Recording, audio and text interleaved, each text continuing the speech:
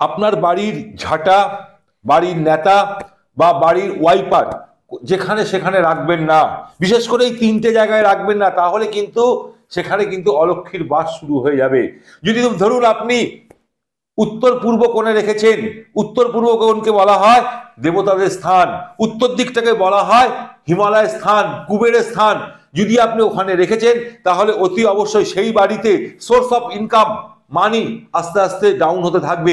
সেই বাড়িতে ইনকামের রাস্তা দেখবেন দিশাহারা হয়ে পড়বেন, সেখানে অলক্ষ্মীর বাস শুরু হয়ে যাবে, মা লক্ষ্মী সেই বাড়ি থেকে চলে যাবে।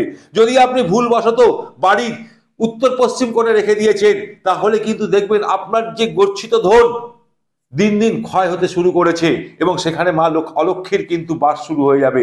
যদি আপনি পূর্ব দক্ষিণ কোণে রেখেছেন, তাহলে সব দিক দিয়ে আপনি বিপর্যয় হয়ে পড়বেন। তাই দরকার এই তিনটে স্থানকে বাদ দিয়ে আপনি অন্যদিকে রাখতে পারেন।